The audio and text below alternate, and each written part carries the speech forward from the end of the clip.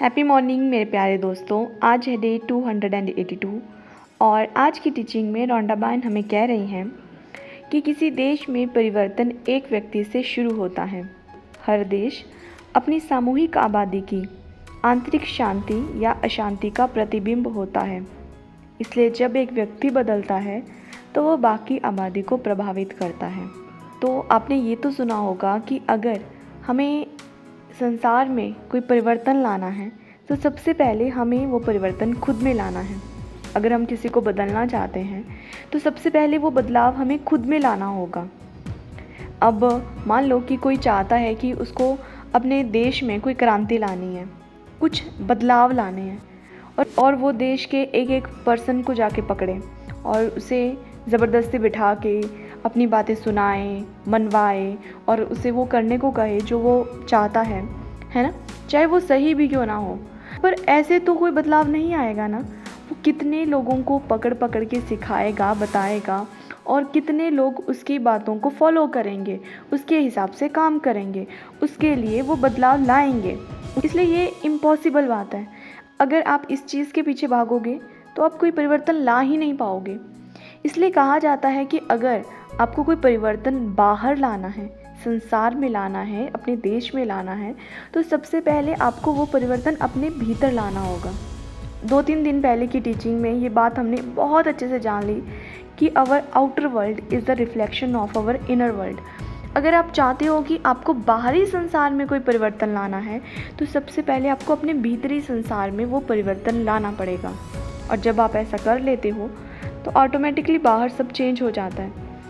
तो रोंडा बायन कहती हैं कि किसी देश में परिवर्तन एक व्यक्ति से शुरू होता है। तो जैसे कि हम सबको पता है कि हमारा देश भारत दुनिया में सबसे ज़्यादा स्पिरिचुअली एनरिच्ड है।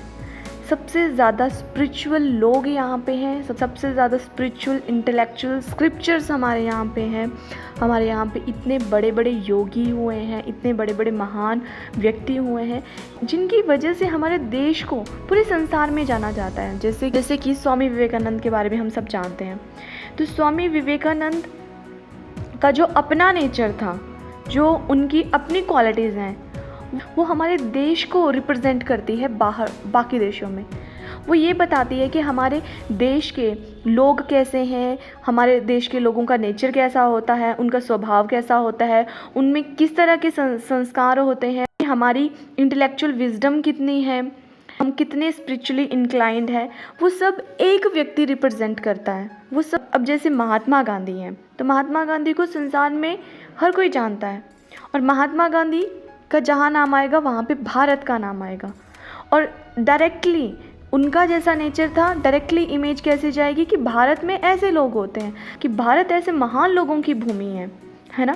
तो जो भी हमारे बड़े बड़े योगी हुए हैं, संत हुए हैं, वो सब हमारे देश को रिप्रेजेंट करते हैं।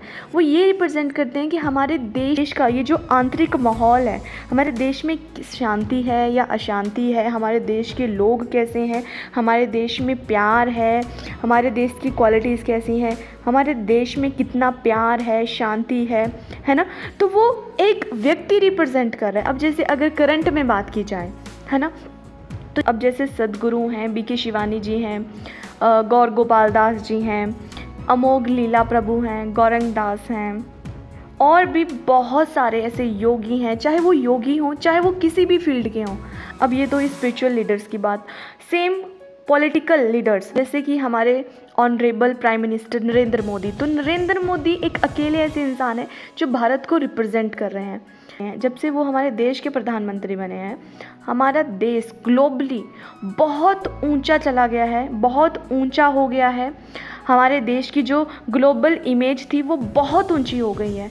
बाहर के देश के मैक्सिमम लोग मोदी जी को जानते हैं, भारत को जानते हैं कि भारत कौन है, कि भारत एक देश है जहाँ के लोग ऐसे होते हैं, वैसे होते हैं।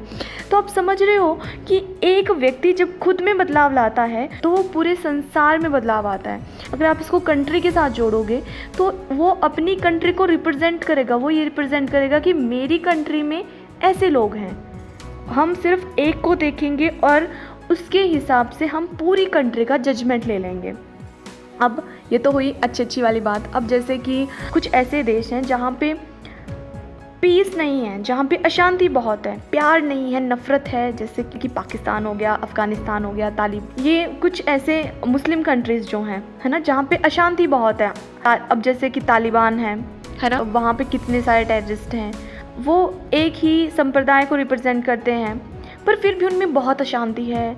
वहाँ के जो लोग हैं उनमें कोई फ्रीडम नहीं है, उनकी कोई लाइफ नहीं है, उनको ये पता नहीं है कि अगले 2 मिनट के बाद मैं ज़िंदा भी रहूँगा या मुझे कहीं से गोली लगेगी और ख़त्म सब। कब जैसे उनकी फैमिली मेंबर उनसे दूर हो जाएंगे, नहीं पता है कुछ भी, है ना। बाकी देश भी छोड़ो, पाकिस्तान के बारे में सब जानते हैं, जैसे कि उसामा बिन लादेन थे, है ना। तो ऐसे बहुत सारे ऐसे टेररिस्ट हैं जो बड़े बड़े टेररिस्ट हैं, तो वो पूरी कंट्री को रिप्रेजेंट करते हैं। अच्छा, अगर उनका नाम आएगा तो उनकी कंट्री के बारे में पता चल जाएगा कि वहाँ की कंट्री में ये सब ज़्यादा चल रहा है, टेररिज्म बहुत ज़्यादा चल रहा है, यूथ का ब्रेन वॉश करके उनको इस डायरेक्शन में ले जाया जा रहा है, उनके अंदर नफ़रत भर भर के पैदा की जा रही है बाकी देशों के लिए। वहाँ के लोगों का जो लाइफस्टाइल है वो बहुत नीचे लेवल पे चला गया है, क्योंकि वहाँ पे रिसोर्सेज की कमी आ गई है, वहाँ इकोनॉमिकली देश जो है वो नीचे जा रहा है।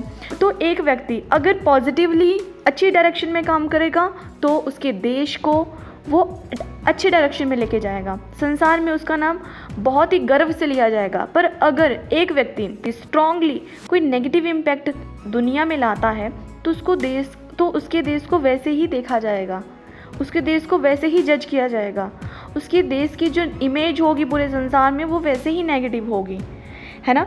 तो इसलिए आज की टीचिंग में रोंडा बर्न हमें यही बता रही हैं कि संसार को बदलना है, संसार को भी छोड़ो, अपने देश में अगर कोई बदलाव लाना है तो सबसे पहले वो बदलाव अपने अंदर लाओ।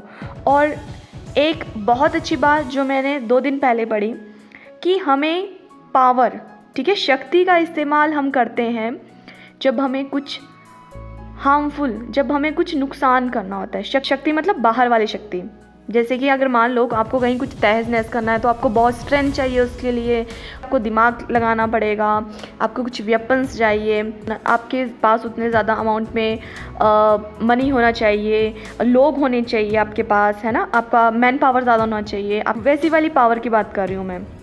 तो उस तरह से अगर आप कुछ डिस्ट्रक्शन वे में कुछ करना चाहते हो तो आपको पावर चाहिए, पर अगर आप कुछ अच्छा करना चाहते हो, कुछ पॉजिटिव करना चाहते हो, that only needs your love. तो लव सबसे बड़ी पावर है। कुछ अच्छे वे में, पॉजिटिव सेंस में कुछ करना है तो love is the only power, और वो सबसे बड़ी पावर है।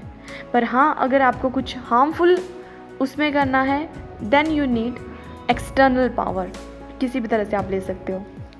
तो रोंडा बर्न हमें कह रही हैं कि हर व्यक्ति का काम अपने जीवन में पूर्ण सद्भाव और समझ से लाना है, मतलब कि हमें कंप्लीटली हार्मनी में रहना है।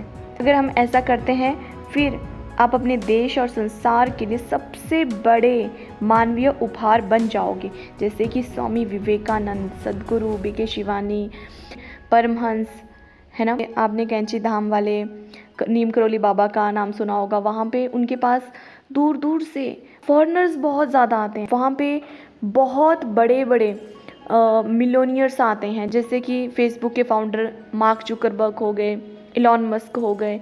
ये सब बड़े बड़े लोग जिन्होंने अपनी लाइफ में बहुत बड़ी अचीवमेंट्स हासिल की हैं, ये सब उनके पास जाते हैं। ये अगर किसी को स्पिरिचुअली बहुत ज़्यादा आगे जाना है तो वो भारत में आएगा, यहाँ आके हमारे योगियों से सीखेगा, उनके शरण में रहेगा, उनके शिष्य बनेगा।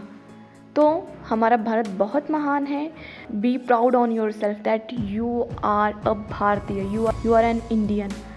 आप, हमारा सौभाग्य है कि हम पैदा ही ऐसे देश में हुए हैं जो कि बहुत महान है, हर तरह से महान है, स्पिरिचुअली सबसे ज़्यादा रिच है। तो मेरे साथ कहिए, भारत माता की जय। मिलते हैं कल नई वीडियो में नई टीचिंग के साथ। तब तक के लिए खुश रहिए, हंसते रहिए, खुद पे ढेर सारा काम कीजिए, खुद को ढेर सारा प्यार कीजिए, और जिनका भी आज जन्मदिन है उन सबको मेरी ओर से जन्मदिन की ढेरों ढेरों ढेरों शुभकामनाएं। हम सब का दिन मंगलमय हो। और अभी तक चैनल सब्सक्राइब नहीं किया है तो कर लीजिए, बेल आइकन प्रेस कर दीजिए और इन वीडियोस को दिल खोल कर शेयर कीजिए। और अंत में मेरे साथ कहिए, सबका मंगल हो।